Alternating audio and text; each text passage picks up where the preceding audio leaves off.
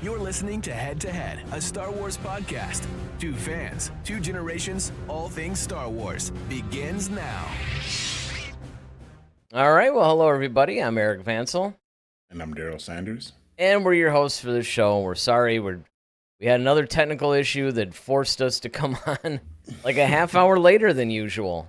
But, we're here now, so all is well. Even Ted was losing faith in us. He was like, y'all still there, guys, or are we meeting up tomorrow? It's like, no, we're here. We're here, and we're ready to talk some Star Wars. I don't know why I'm having all these issues all of a sudden. It's really kind of a strange thing, but it happens. But yeah, we have some new well, I was going to say new news, but we have some news because news kind of implies that it's new, right? It's new, right. Yes. We have some news on this Darth Maul Shadowlord series. Now, here's the funny thing that I know you got this from the whole Sam Witwer interview that was at Celebration in Tokyo. Yep. And I know that they actually showed the trailer to it there. They have not yet released that trailer, at least that I can find. They have not released the Shadowlord trailer to the general public yet. So that's still a Celebration exclusive. But I don't remember them announcing this. Do you remember this being a thing? I do remember them talking about it being like right before Celebration popped off. If I'm not mistaken, I think I recall like some maybe mumblings of this show, but mumblings of the show, I should say. And I didn't key too much on it because I'm just like Maul again. Like, okay, maybe it's just like some fan thing or what have you. But then it turned out to be like a real legit thing, and I was like, oh, okay, well, this is interesting. So that's kind of why it kind of piqued my interest and wanted to bring it up tonight. Well, yeah, and I mean, it is a good thing worth bringing up because, to be honest, when you sent this to me, now keep in mind, this is supposed to be last Sunday's show. And, of course, you had the whole emergency thing go, which, by the way, your leg's doing good? Doing good. All right. Don't want to have to run off. It's like, I got to go. Yeah, exactly. But, I mean, that's good. So last week we were going to do this. I remember that you brought this to my attention, and I don't remember hearing anything about this. Now, I did watch a lot of the videos at Celebration, but there's so much. I tried to, because what they generally do whenever they stream Celebration, because I have yet to be lucky enough to attend one, but they will release like the entire 5-7 hours, whatever it is. And, they'll do that on like one big giant stream that, of course, will be on demand. And then what they'll do, for marketing purposes, obviously, they'll break that up into chunks and they'll actually put out clips from whatever the day. Here's an interview with this person, interview with that person, here's this panel, that panel. They'll put them out as individual videos. The thing is, when I was watching Celebration, and I thought I watched a pretty good chunk of it. I didn't watch the whole thing like I used to because I didn't really have time, but I watched a fair amount of it, and I don't remember seeing this. I mean, I would have remembered this. I would have remembered that this is a thing. And I remember when you sent this to me, I'm like, what? An animated Darth Maul series? I mean, the idea now, of course, besides updating people on what this is about, again, you can find this on YouTube. We basically got this off of a Sam Witwer interview that was at Celebration, and it's up on YouTube still. Mm-hmm. And the thing I like about this, and we were talking about this before the show, the thing I love about Sam Witwer when he gives an interview about Star Wars, besides his passion for Star Wars, it's obvious.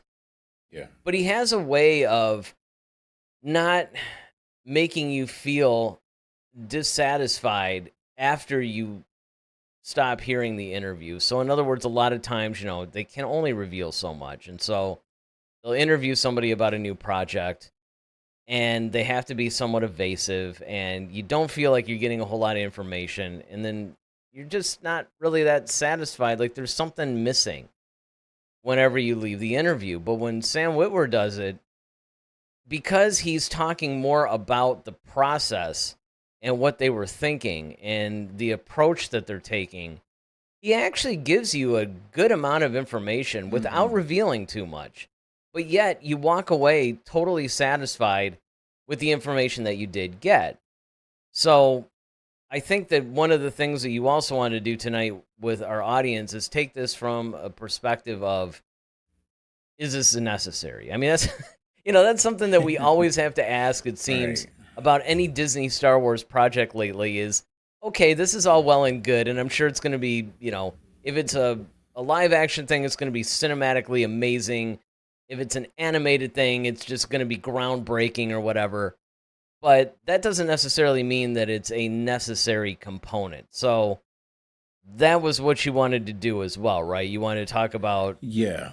well, why don't we start there? Yeah. So, this takes place, and it's great that you kind of brought up the whole Sam Witwer, you know, kind of going into detail, because one of the main questions he answered was, where in the timeline does this story fall? And he says it's a year after the Clone Wars has ended. So, that's where we are set in time. So, we have Clone Wars, then we have Rebels, then we have, Andor, Rogue One era, then you have Episode 4, right? So those are kind of like, also Han Solo's kind of in that, space as well. So when we're here, we kind of have to wonder, like, what is the purpose of having Darth Maul again, right? We've kind of seen a lot of iterations. I don't want to say iterations, but we've seen a lot of story of him from Episode 1 to the Clone Wars to Rebels. We've seen his demise. We've seen his whole obsession with trying to find Obi-Wan. We've seen him come back with spider legs, then it transferred to regular legs. I mean, we've seen all these different versions of him. We've seen him with Savage Opress. We've seen him cut. We've seen him do a lot of stuff. So my thing was, when I first heard this, was like, why are we doing Why are we doing a Maul story? And is there that much to tell about Maul, that we haven't already learned, or that's even relevant? You know, is it? And that's why you beg the question: is it necessary to do a show like this? Especially like, okay, we don't know how many seasons this is going to be. Is this a limited thing, like the Obi-Wan series? Like, is it a one and done? Is it like, no, this can go on for 4, 5, 6 seasons? We don't know what their end game is for that. However, we do know, that this is coming. So the thing is, because now, of course, we know it's coming because it was debuted at Celebration. People have seen it. I've heard it's amazing. From the music to the look of it. Sam Witwer said, he loves it. He, it's darker. He's given some, great descriptive detail, and he's fleshed out a lot of different things about, and he's going to answer why we need this. But that was my initial question, was like, is this something that we needed? And so I want to pose it to, our audience. Is, as much as we love Maul, I mean, don't get me wrong, he's a cool character. He looks cool.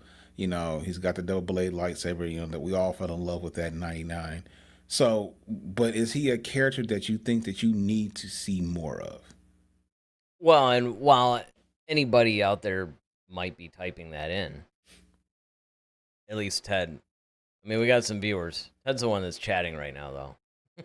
So we'll see if he puts something in there. He is glad that you're feeling better, though. He says that, it's appreciate that. It's way more important than Star Wars. I don't know if I agree with that sentiment. Right. I mean, that's subjective. 50-50, 6 and 1/2 dozen the other. It's like I was getting ready to like send out, all right, we need to somehow bring you in on your phone, Right. You lay in emergency room for hours. You got time. Just make me one of those holograms that will pop up like in the council room, when they're away off on some mission. Yeah, exactly. Oh, that would actually be kind of sweet to do. Yeah, right.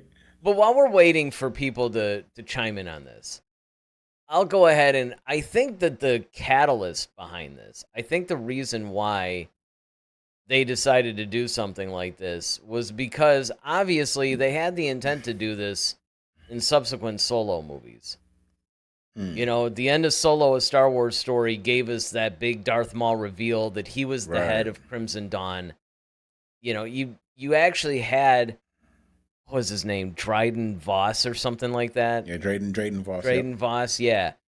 You had the idea that he was like the big guy, right? And Kira was like really afraid of him. She kills him, and now you're like, okay, cool, Kira's ahead. And then you had that big reveal that Maul pops up, which was that was really cool. And even though it's funny because a lot of people make fun of it because it was totally unnecessary, but it was cool that he ignited his lightsaber at the end.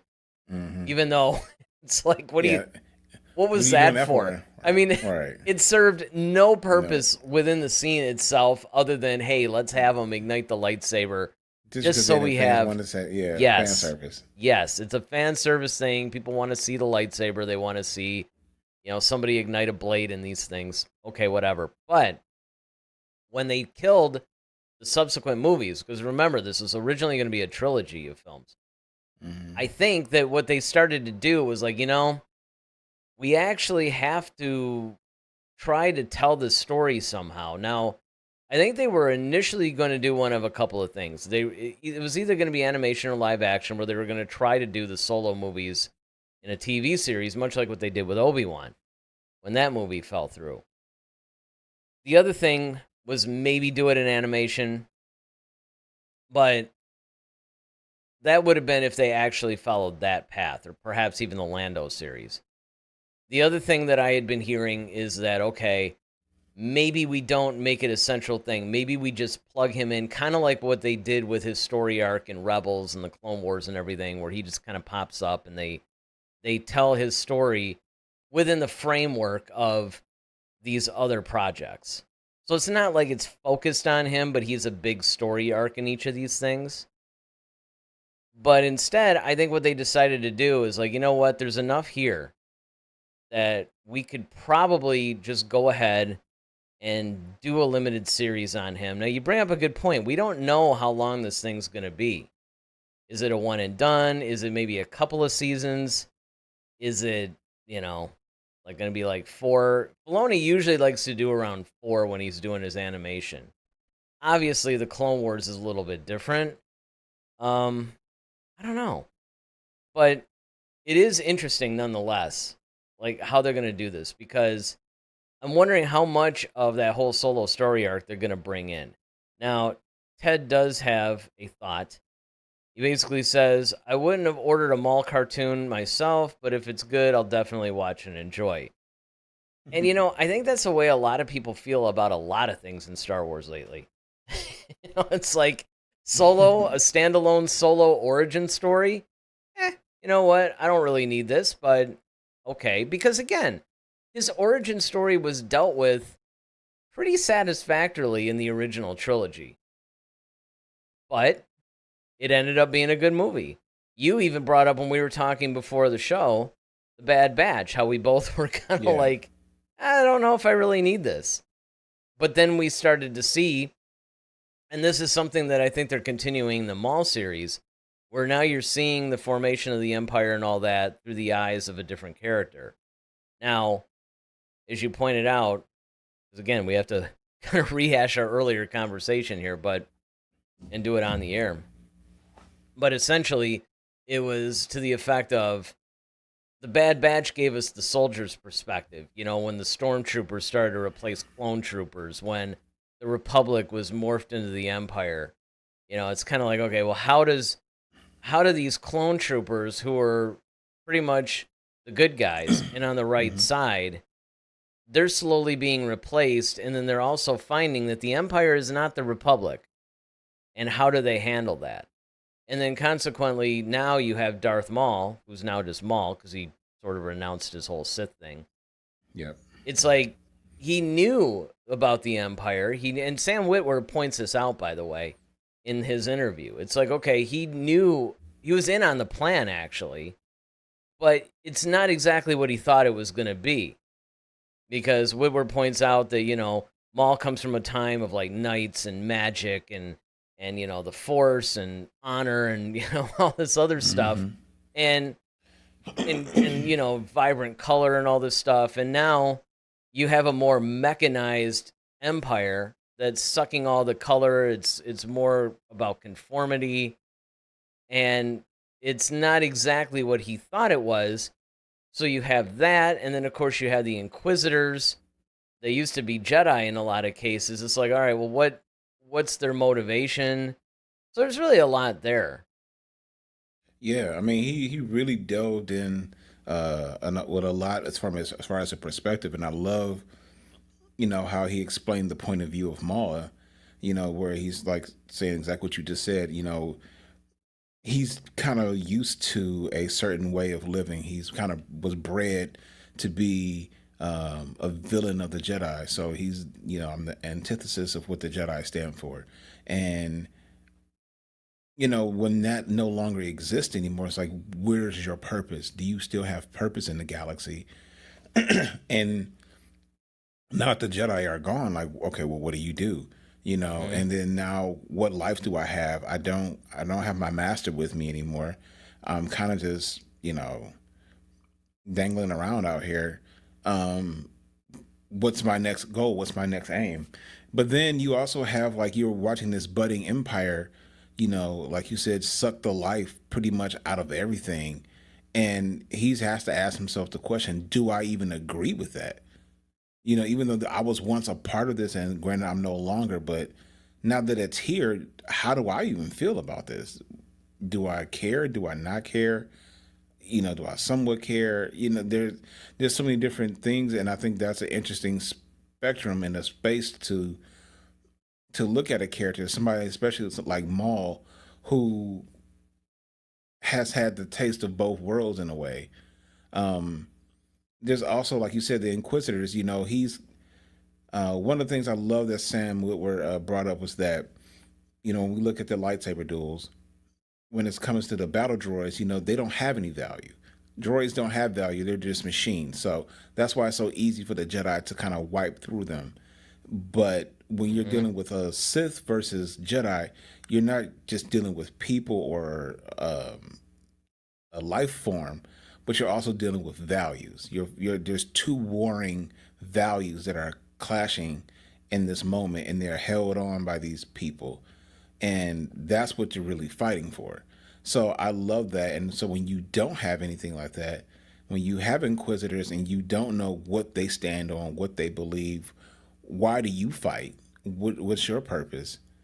It makes the world just look so, or in his case, the galaxy looks so confusing and so different. And I think that's a very unique perspective to take a character like Darth Maul, because you really don't see him that way in most cases, but you can kind of understand now, especially with him trying to create a new identity for himself in a world that doesn't even make sense anymore. That's you really look at that conundrum and that parallel is like, okay, I'm trying to create an identity in the world that I no longer even understand. Well, And that's cool. yeah. Here's the other thing too, because this is something that I wonder how they're gonna do this. So when you look at Maul's story arc that continues from the Clone Wars, even into Rebels, actually, because there's that whole thing where he's trying to get Ezra to be his apprentice and all that. Maul's story actually is pretty detailed. I mean, and this goes back to when we were talking about, do we even need this, right? Because you had pointed out, like, look, we pretty much know where this guy has been. I mean, he's featured pretty heavily and prominently, I might add, in especially the Clone Wars, but even Rebels. Like, there's that, I think it was probably like season 3 and then some of season 4 where, I mean, it was like every other episode was Maul and Ezra. Right. So a buddy cop thing. Yeah, except Maul and Ezra. It's like the new show. But it's one of those things, I think, that if you start to look at it, you start to think, okay, if you're going to have this new series and you're maybe concentrating it on hopefully a part that maybe wasn't covered so much, because if you think about it, the Clone Wars obviously is going to go up to episode 3. It's going to go up to Revenge of the Sith. And we had that whole battle between Ahsoka and Maul, and then we don't see anything. And then when Maul's picking things up in Rebels, okay, fine. Now we're a little bit closer to episode 4 at that point. Right. So you point out that this thing is supposed to take place like a year after episode 3, basically. So a year after Revenge of the Sith. It's kind of in that same territory as the Bad Batch, actually. Yeah. Yeah. So that's where I think we can explore things, because I think if you take into account everything that Sam had brought up, where it's like, okay, everything that Maul once knew is completely different. It's not what he thought it was going to be. Because I think it would have been worse to be in his shoes, because to the rest of well, first of all, to most of the galaxy, they just look at it as the Jedi went crazy. Palpatine had to do what he had to do. He, changed a few things. And I mean, they're kind of like, all right, it's not the Republic anymore. It's the Empire. Doesn't matter. Doesn't affect me that much. They don't realize how much it affects them, of course, until years later. But at first, especially during the time of, like, let's say Andor, where, the Senate, everything is functioning at least from a look, Yeah, right? like Like almost it kind of looks it's like a shell of itself. Yeah, almost. exactly. It's like a shell of itself. It's sort of like the infrastructure is still there. It's basically a charade, right? I mean, it's Yeah, it's right. not really a real thing. It's a little bit more two-dimensional, but things look similar enough that people wouldn't necessarily be alarmed. So from that standpoint, I could see people maybe not, being like, all right, whatever. But when you look at Maul's perspective, though, he was once intimately part of this plan. Yeah. It would have been him instead of Vader if, things had gone a Yeah. little bit differently with Obi-Wan. So you have to look at it from the standpoint of, this guy thought, hey, I thought we were going in this direction, and now we're doing this, and this isn't what we talked about or what I thought at all. And so you have a little bit of that. And then I think the other element to this, too, that is equally important, again, is now you find a home for the whole Crimson Dawn story arc. Maul dealing with that. But, it's going to be interesting to see how far, because remember, with the Solo origin story, Kira is on Corellia with Han, and she doesn't really get hooked up with Drayden Voss until a little bit later. And the Solo movie takes place like roughly kind of in the middle. It's kind of like in the middle between like maybe 9-10 years, something like that, after episode 3. So it makes you wonder a couple of things. And this is some stuff that you and I can talk about. We can involve the audience if they so desire. Of course, everybody's free to comment, even if they're not watching this live too, right? But the question becomes, okay, are we going to deal with Maul starting Crimson Dawn? Is it going to be something to where this goes on multiple seasons and we see it build, and maybe it bumps up against Solo and maybe moves a little bit beyond? I mean, there's a lot of different things that they could do with that story arc, right? Because they have to bring that in, obviously, but it's like, how are they going to bring it in? I think that's the important thing to probably question at this point. Yeah, I mean, just was looking up some stuff, and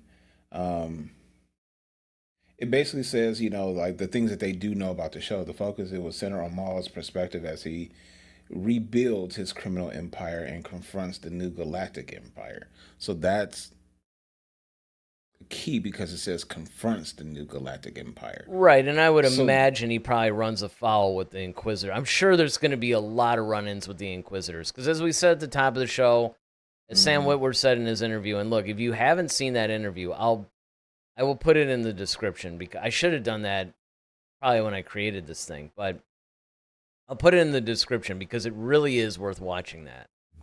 But as he pointed out, they're kind of running. It's sort of like a parallel path, but in a way it's kind of weird. And I think Maul would probably be mystified by what their motivation is, where they really fit. Like, okay, you're kind of doing what I used to do, but not for the same reasons. You're not really a Sith. You kind of have some Force stuff going. Like, I don't really know, where this whole thing, because the thing that I thought was really strange about the whole Inquisitor thing, period. And I think that the Inquisitor, I'm trying to remember when they were actually, like, they were born out of the expanded universe, but I think they tweaked them a little bit for new canon use. But the interesting thing about it is that the Inquisitors are, like I said, on a parallel path to Maul, but it's different enough that I think Maul might not only be in a situation where he's like, I don't understand these people at all, it stands to reason he would be diametrically opposed to them, which I think is what, you're talking about. Yeah, I mean, the ideology of the two have to come to a head because you have to figure out like what do you stand for, right? And that's something that Sam often brought up. Is like I know why I was created to I was created from this magic, and I have the Force, and I'm a weapon basically against the Jedi. Like I'm the antithesis of what they believe. You though, being an Inquisitor, like you said, most of you all used to be former Jedi. So it's like either you join this because you just completely disagree with the Jedi, almost like a Dooku type situation, or you were forced into this, no pun intended, because it's like either this or you die. So you either serve us in this capacity or we'll just kill you. So now you're doing this based on survival. Like, what's your motivation? Like, why do you do what you do? Whereas I know why I do what I do, but why do you do what you do? So I think that's one of those things that's going to be very telling in this. And I think that's even like almost like a subplot in a way. You could make that almost like a subplot in and of itself, really. Oh, I hope they do. Yeah. I honestly hope that they do, because I think it would be, because again, they have changed them up a little bit from the expanded universe. So it would be nice to know, okay, what is their motivation? Right. Yeah, what, like, let's get into this a little bit, because the other element about it that you have to think about if you're one of these Jedi turned Inquisitors is, okay, they're threatening you up front, but there's also a back end part of this too, because once you've served any kind of a purpose, I mean, they can't leave them alive unless they just, keep them around for policing various things, like, say, one of the criminal underground gets out of control. That way they don't have to dispatch Vader to every little thing, right? They could just send an Inquisitor to and just wipe out whatever. Well, and I think, quite honestly, I think there'll be puppets, just like, how Maul was. Because if you think about it, you really don't need a Force user to keep some of these criminal things. You can send a garrison of troopers over there, and there you go. Or get one of these admirals, or, to handle it. Right, but here's the thing you got to look at with that, though. If you send an entire garrison, right, that's a lot of manpower. And they could be used somewhere else to be controlling something else. Or you send a Force user out, you send him like two guys or something. It's. I mean, yeah, you could. I mean, like 2 men in the truck, right? Yeah. Yeah, and I mean that's very true. Some of the things I've also noted, I'm reading about this was interesting, is that he's searching for a new apprentice himself. That's going to happen to be a Twi'lek. Well, yeah. So that's another thing. So again, like, why are you looking for to do what? Because you've renounced the whole Sith thing, but that doesn't necessarily, that's necessarily beholden to them. I mean, you can have an apprentice for anything, right? But it's kind of like, well, I would recruit a Twi'lek just because, the girls are hot. Yeah. I mean, I'd be recruiting them for a completely different purpose if I were Maul, but chasing tail. But again, nice. But I mean, the thing that's interesting about that whole perspective is, if you remember, he was trying to get Ezra in Rebels as his apprentice too. So obviously, this isn't the first time, right? And you do have to wonder, okay, is he doing that just so that way he has a little bit of help? Is he doing that to pass on, hopefully? Like, maybe he sees the Force being extinguished now that the Jedi are largely gone, partially because of him, by the way. Mm-hmm. And now these Jedi turned Inquisitors are no longer really doing anything for any kind of honor or any sort of code or anything like that, right? It's more of a mercenary type of thing.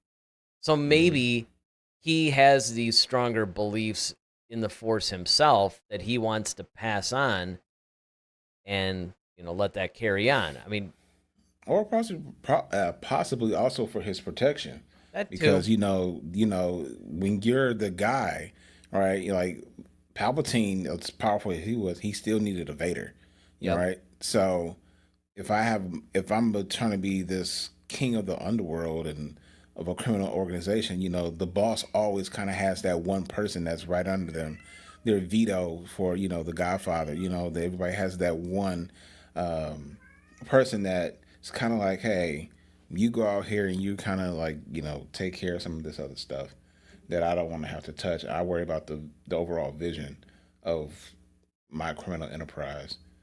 Um, and then you also have, uh, it also says the show will explore Maul's relationship with his Mandalorian ally, Rook Cast.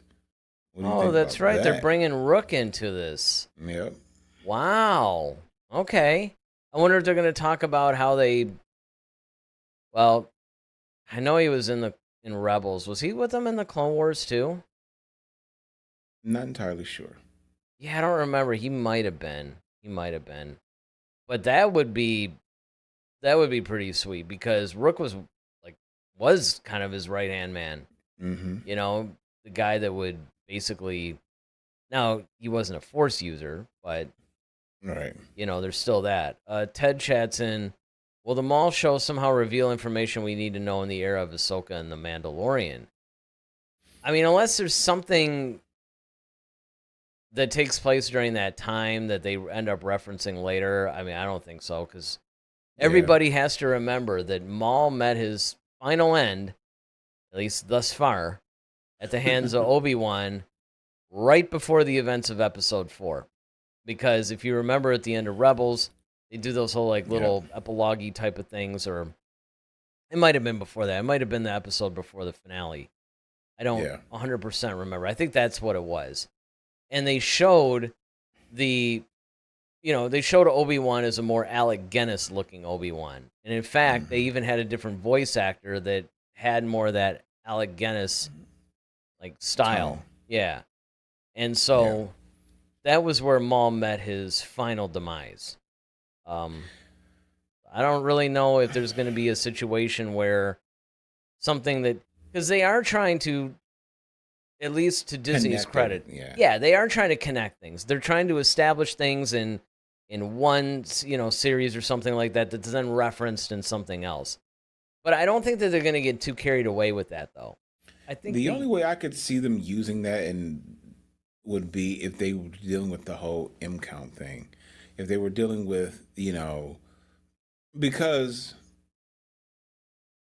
in a story form, I could see, because you extinguished the Jedi and you're pretty much eliminating the Force out of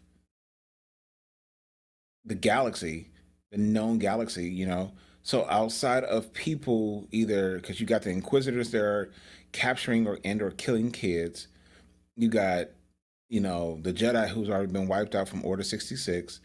You already have, as far as and this is something that you brought up earlier, Eric, before we got on the show, is that Palpatine and Vader kind of look at like, okay, well, if Maul's still running around, that's another Force user that he probably needs to be dealt with because I mean, granted, he's not, necessarily, our enemy, but he's also, just by mere fact that he has the Force, could possibly be a threat.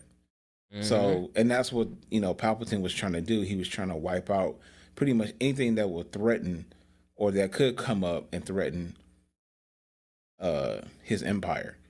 So that's why he was, capturing kids or either taking Jedi. And that's why I agree that either you're the Inquisitors are going to have to eventually come to an end at some point, because again, if they decide to all band together or whatever, like, what if they Exactly. decide to try to overthrow them, you know? So it's like, look, I need you to kind of take care of my duties. Once then, your services are no longer required, and then it's kind of like the Joker. It's like, no, I was supposed to kill the guy who cut the alarm, and and that person's gone. So that could be the case.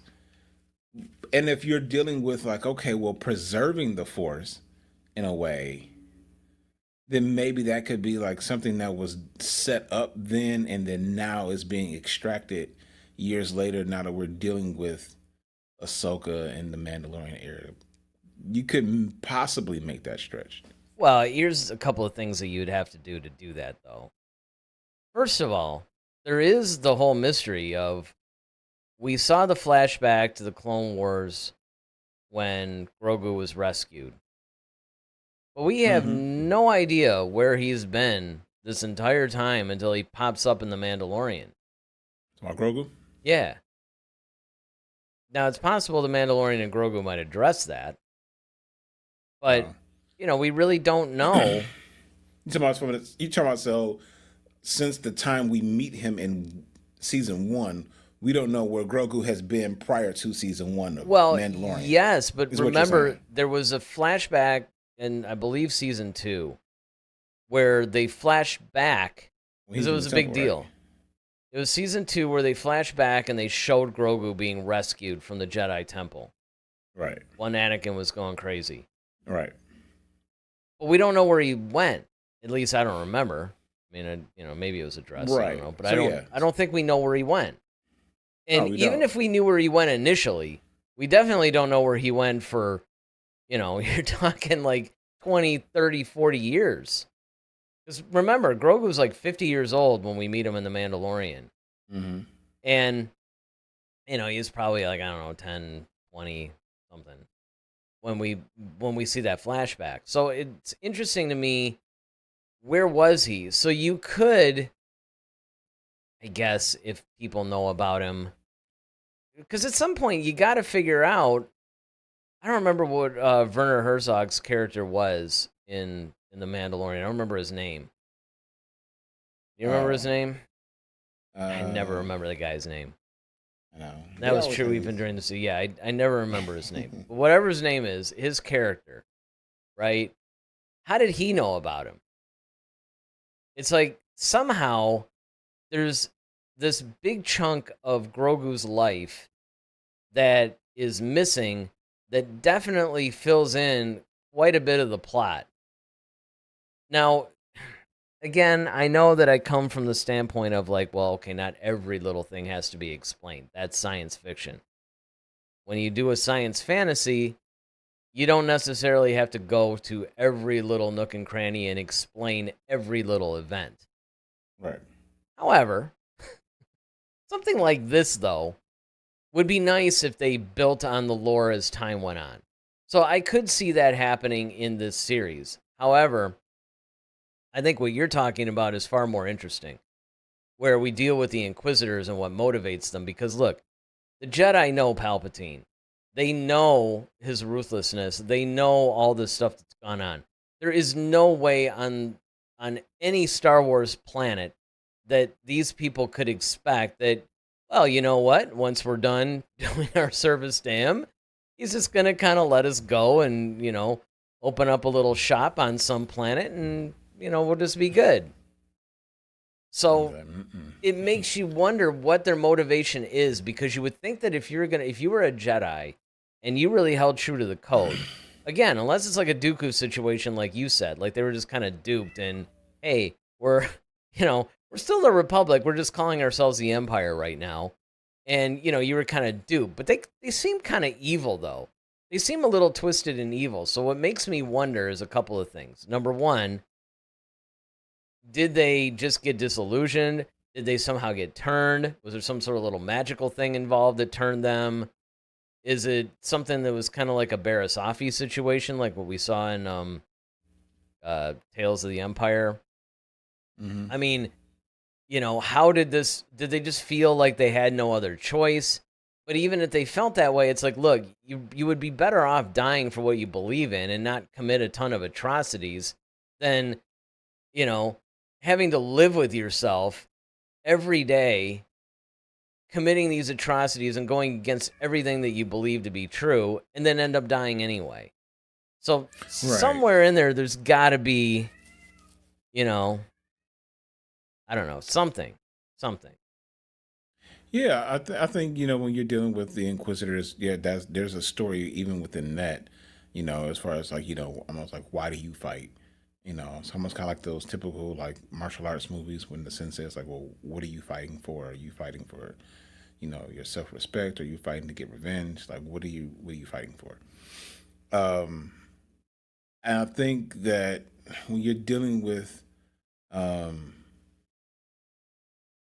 you know, that aspect of it, yeah, that it kind of puts you between a rock and a hard place if you're a Jedi because it's like, okay, look, I could be spared, I could live to fight another day, or you know, some people just do feel like, you know what, the Jedi probably were weak, and that's why they were able to get the drop on us. And you know what, I want to be on the winning side. You know what I mean? That might be your thought process. Humanity Well, I creeps would in, right? imagine some of the weaker-minded ones, the Yeah, ones that's that what I'm saying. weren't The weak. really, they're And just that's kind where, of going with and the those are the ones flow. that they really want anyway, because it's like they're easier to deal with and, Yeah.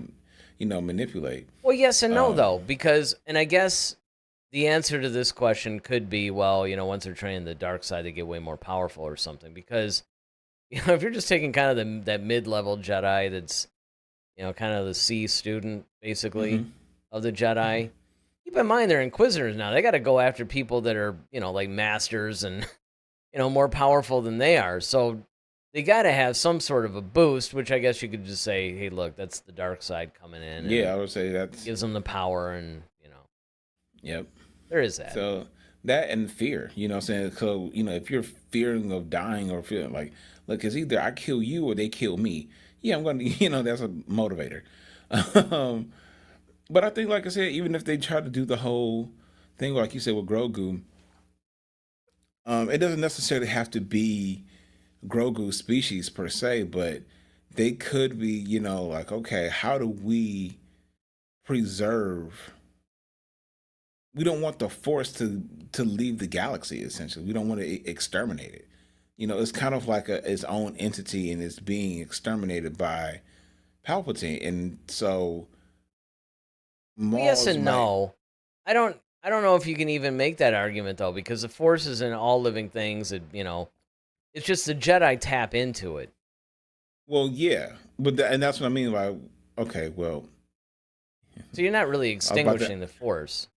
True, you're extinguishing the users of it, so to speak. Right. And so, Now you what are I'm knocking it off balance though. true, but I That mean, you like, could you're say. more so extinguishing like the people who can utilize or tap into it. Mm. So I think that's what I'm more so like. Okay, the force is kind of like for everybody and people whoever want to use it, however they see fit. Fine, and maybe Maul is at that point. It's like, well, look, they'll come for me eventually because why wouldn't they? And that's a reality. It's kind of like when you see what their plan is, or part of their plan is the elimination of force users. And Maul knows, like, okay, look, I was once this guy's apprentice. Like, I wasn't Hmm. just a regular guy. Like, I was his number two before this other guy came and replaced me, who I just fought his Padawan. You know what I mean? So there's a whole lot of integral parts that's working there, and I can understand how Maul might feel looking at that. But then still having, I still need to have the Force is also what kind of gives me my edge again and keeping people in line in my criminal organization too. So yeah, it's a weird space to be in. I could see from all, and like I said, just his view on the world or the galaxy it's a different perspective because, like I told you when we were off camera, looking at the Bad Batch, you had the soldiers and you had, your Crosshair and, Wrecker and all those guys. They're looking at it from the perspective of, okay, this is how it is affecting us as soldiers, but then we also don't, and we even got a glimpse, which I thought was really good writing, was in the Bad Batch when they actually showed, I think it was one of those, yeah, it was a mission with Saw Gerrera, which we were Yeah. talking about earlier as well. And they were showing like how it was affecting the actual people. That's when you start seeing like how it was affecting everyday people and the oppression of the empire. Well, then now you take that and you flip it and you show us like, okay, well, what's that like for a force user?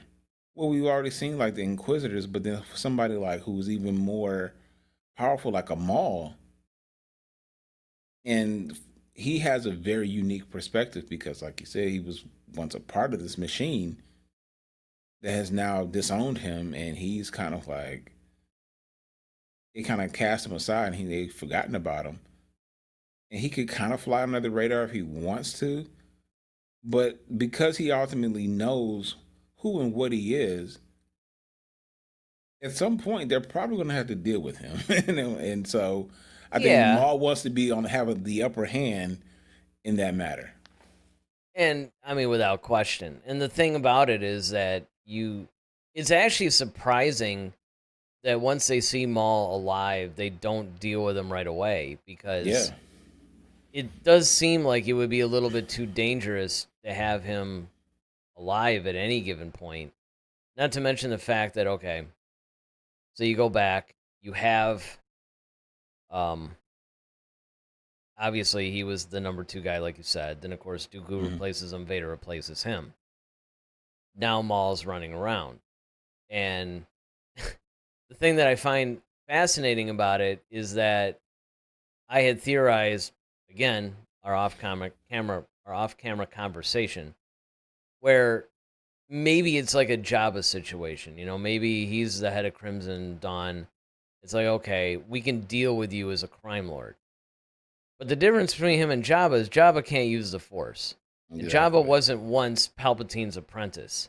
Exactly. And the other thing is, I mean, it seemed kind of cheesy to me. Like, I don't know if it was Filoni or Lucas or whatever, where you're kind of, getting around things in a very cheesy way, right? Because obviously you have the whole rule of 2.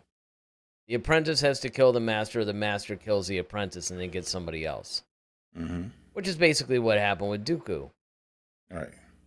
And, Maul, of course, fell in battle. It was like, all right, well, he's out of commission. I got to get a new guy. Well, now he comes back. Well, you would think that would be top priority because the cheesy part is Maul goes, well, wait a second. I'm technically not a Sith now.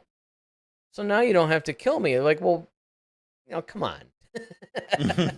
You can't just say, like, okay, I'm not a Sith. And that's just going to be like, well, okay, cool, Well, I don't even think it was Maul who kind of did it at first. I think it was Palpatine. Because when he came to fight Savage, because it was when they had that well, battle yeah, where that is he fought true. Savage and Maul, and because he kept calling him Master, he's like, "Oh, Master," blah blah blah blah, and then Palpatine's like, "I am no longer your master," and that's when Maul was like, "Wait, what? Like, I came back for you, and now he's like, well, I found somebody else who's more powerful." And that made, of course, Maul jealous and mad. And he's like, well, wait a minute. I was your guy. I did all this to come back to you. It's almost like a weird domestic relationship. Yeah. Like, oh, yeah. It really is very much like. I fixed my life and came back to you to be a better husband, a better wife. Yep. And you go with some hotter, somebody else. Yeah, exactly. And that's basically what happened. Yeah. So then Maul is kind of left in a state of like, well, that sucks. So now what am I supposed to do? Yeah, but see, that's the thing that I thought was a little bit weak because you would think that if, Palpatine is like, okay, because if you think about it, he could have done the same thing to Dooku if he wanted to. All right, Dooku, you kind of suck. I'm going to go with this guy. Have a nice life. Yeah, well, you No, can't he really didn't do do that with that. Dooku. Well, Dooku got his head lopped off though. Like But I'm saying that's that he didn't. But he didn't want to. Anakin didn't want to lob his head off. He oh, you was, talking about that? yeah, because I'm just saying that Palpatine could have taken the same approach. He didn't have to convince Anakin to kill him. He could have just been like, all right, I like this guy a little bit better. Go in peace.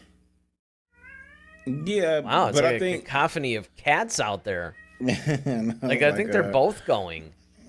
I made this choir rehearsal or something. I don't know. Yeah, wow. It wouldn't be one of our podcasts without the cats just going insane. Or maybe they're complaining about it too. Like, yeah, that's right. Yeah, right. They want to chime in exactly. It's like, wait, what's that? No, hey, listen, I don't know which one it was, but one of your cats made a really good point about Maul. But yeah, I think I think when you look at the relationship, I think Dooku's kind of realized it's like, look, because I mean, we all know that Anakin was the crown jewel for his, that he won the whole time anyway. Right, absolutely. He was just waiting. He was just kind of biding time. Well, with once he these other discovered people. him, don't forget, Maul was actually his apprentice before he even knew Anakin existed. Well, yeah, that's what I'm saying. Like, he knew he had that, and then once he encountered Anakin, he was just like, "Ooh, if I can get this kid, that would be my crown jewel, and I can really, wreak some havoc." Now, at that point, it's like, okay, when you get Dooku, and he realizes how close Anakin is, that's why he was like, "Look, kill him," because he realized how close Anakin was to tipping over the edge anyway. So this was like, yeah, screw it. One less person to have to worry about. I don't think he counted on Maul coming back. But to me, it seems like my thing Maul is, would be like, more once he dangerous said, that's my point. My because point Maul is, came back like he was split in half. right. And the fact that he was that angry enough and in the Force to sustain himself. Well, but then again, and keep in mind, he was angry at Obi-Wan. So that part, yeah. but still, yeah. No matter right. where it like, is, the anger comes from. It's the dark side that kept and him it's alive. the fact that it's that powerful in him, that it would do that. And I think that's Especially what my with point him always is. being obsessed with cheating death in the first place. Right. Well, that's the whole thing. Actually, you would think that, Palpatine, given that he's always trying to, create life and all that, it's like, that's what I'm saying. You should study your old apprentice, man. This guy's like the Jason Voorhees of this franchise. Like, you can't kill him. Exactly. That's what I'm saying. Like, I mean, you might want it right. But get some of that DNA since you. But I think that's so much. I think that's my point. My point is that he's all like, well, I'm no longer your master and whatever. And it's like, oh, well, I guess I'm not a Sith anymore, and he just walks away. It's like, well, wait a minute. You should be motivated to kill him at this point, much like Dooku. Now, you could argue that maybe Palpatine thought that once that happened, Dooku would want to get revenge. I mean, look, we all know that Palpatine already knew that he was training Asajj. Mm-hmm. And I mean, anytime your apprentice is training an apprentice, it's usually a sign like, okay, this guy's starting to maybe lose a little bit of loyalty here. Yeah, setting up for the double cross. Yeah, pretty much. But it's to be expected. They don't stop it because that's the way of things. Because the idea, in case anybody out there is new to Star Wars, the idea is that in the Sith world, if your apprentice beats you and kills you in battle, I mean, that's deserved. That's the way of it.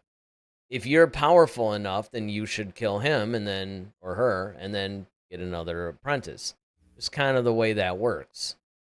And of course they did that because of Darth Bane establishing the rule of two, because they all killed each other back during the big Jedi Sith war, and on it goes. But it is just interesting to me that he left him alive in the first place. Yeah, I mean, I think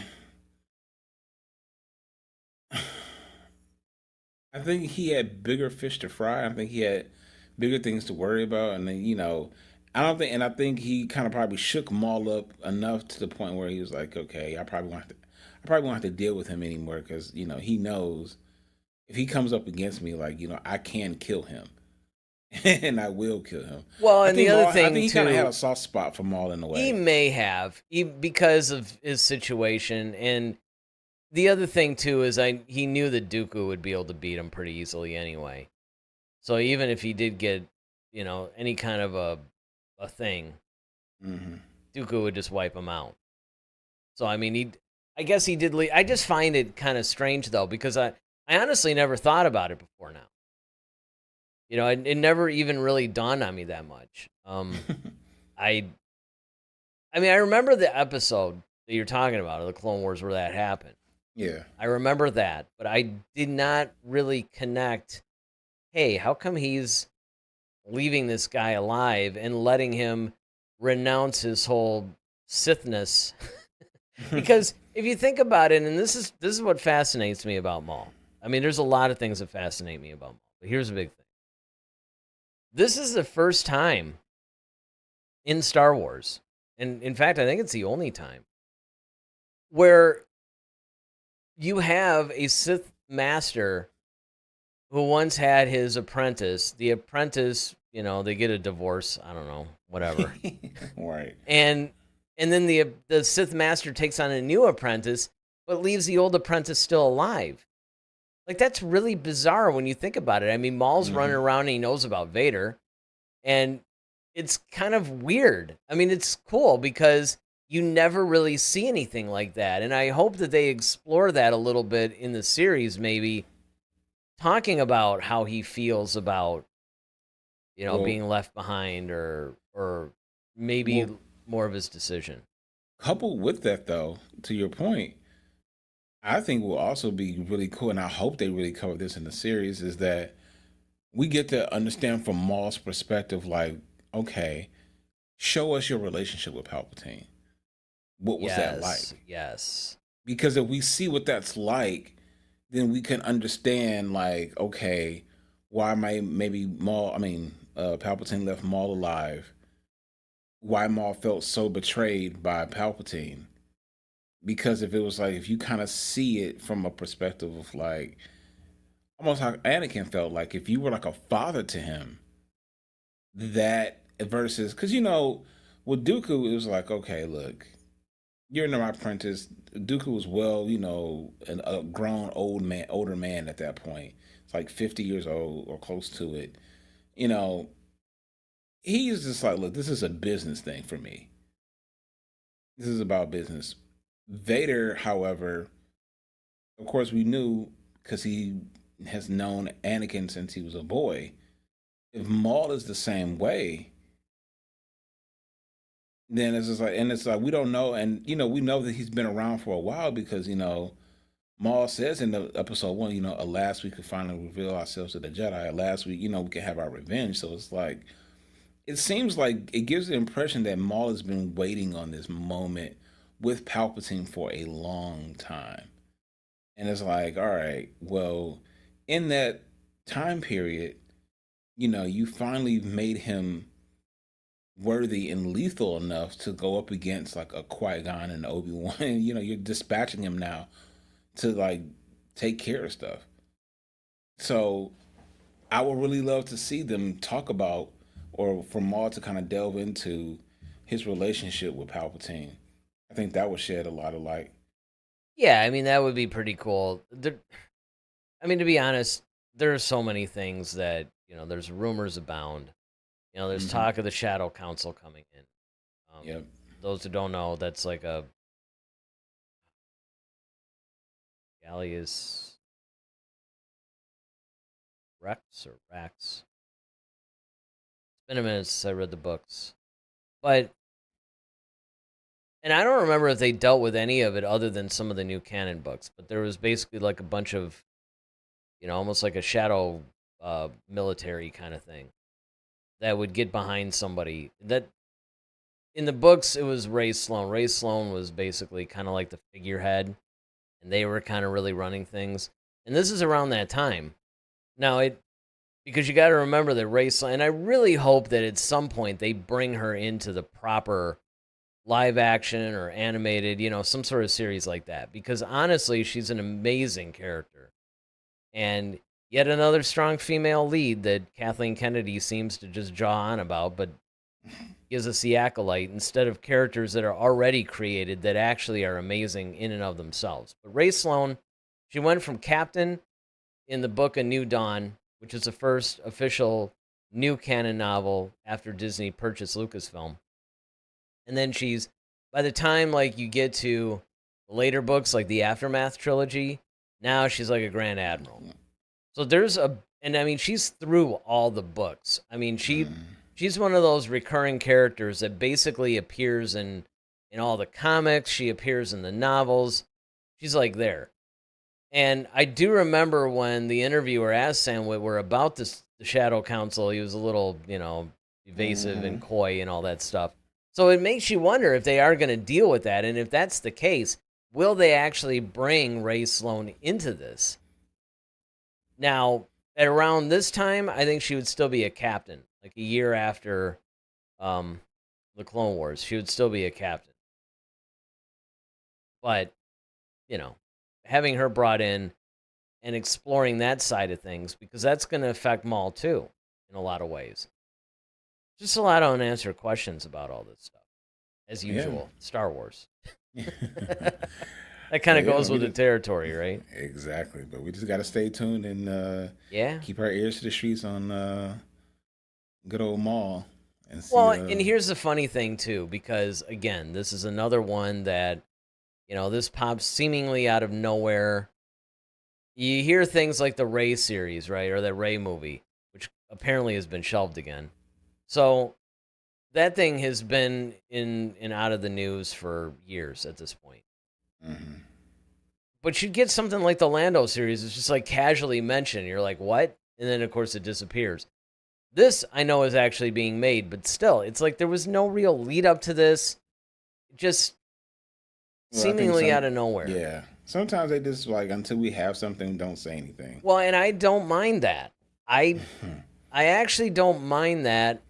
And I get that. It's just, I still think sometimes just the way they go about marketing these things and letting fans know what's going on, I get it. And even we as fans have always said, look, just stop making promises that you're not going to keep. Right. And just don't tell us anything until there's something to say. Hey, but to that end, you should be happy. We're about maybe 2.5 months away from Visions Season 3. Comes out October 29th. Yes. And then we can start our usual Visions review. This will be the one series that goes for like 12 seasons or something stupid, right? No, something stupid, of course. Because, why couldn't it be like, what was the one that only went like 2 seasons? Was it an animated show? It may not have been. It might have been. I could think was Obi-Wan went 1. Yeah. Book of Boba Fett only went 1. Yep. But there was one that was like designed to only go to Andor. Oh yeah, true. But Andor was good. Yeah. But at least like I said, Maul is supposed to drop in 26. So yeah, that was the next thing that I was gonna bring up too. Is when does this thing actually drop? Did they give a specific date, or are they just saying sometime in 26? Sometime in 26. Premieres in 26. So it makes me wonder, because we know the Mandalorian and Grogu movie is coming out in May of 26, I believe. Right? Is it May or is it December? I'm pretty sure it's May. So it makes you wonder if maybe they dropped this Maul series leading up to that. Possibly. Do we know how many episodes it's going to be for the season? This? No. Okay. Oh. All right, so we're still in that portion of our series knowledge, basically, where we just get some random cryptic date. It's the year. Hey, it'll drop sometime in 2026. Here's a little bit of information about it. Here's enough to make you guys go crazy and rabid and start talking about it, but, to be continued. But hey, look, as we get information about this, you'll get information about it. Well, kind of. Like I often say, we're not really a news show. We're more of a discussion, we're reacting to the stuff basically the same as you guys. Stuff comes out in the news about Star Wars, and we all get together and talk about it on I was going to say a weekly basis, but we haven't really been living up to that lately. But we try. And bless you guys. You're there for us. We appreciate that. And Absolutely. so to that end, make sure that, you like this video, subscribe to it. And as I've been saying for the last few months, you might want to hit that notification bell. Usually I would say that it's just part of the usual, script that every YouTuber seems to have to do. But you're going to want to hit the notification bell because it will tell you when we go live. And I have to admit that as of late, our schedule has been a little sporadic. We try to do it on Sundays at 8. And, barring any crazy work issues, emergencies, technical problems, or whatever, we'll hit that. So it was another enjoyable one. I'm looking forward to this Maul thing. I'm probably looking forward to this Darth Maul series more than I have a lot of other shows in recent time. I can see that. So, we'll do that. It's funny. The other thing that we were talking about beforehand that might actually make a good next show is when we did the top 5 wasted characters, and then you brought up what about the top 5 wasted actors in Star Wars? Yes. It's funny because just even in our brief conversation before the show, it really netted and yielded a lot more discussion than I expected it to. Like, there's a lot more there. So I think that might be a good topic. Maybe we can do that one next. Maybe. All right, well, we'll see. Maybe we'll do that one, or if, some other crazy thing drops, right, then obviously we'll deal with that. So, till next week, I'm Eric Vansel. I'm Daryl Sanders. May the Force be with you. Always. Head to Head, a Star Wars podcast. Be sure to follow us on Twitter @HeadToHeadSW. Submit your questions for our next show. Visit our official website at headtoheadswpodcast.com. Until next time, may the Force be with you, always.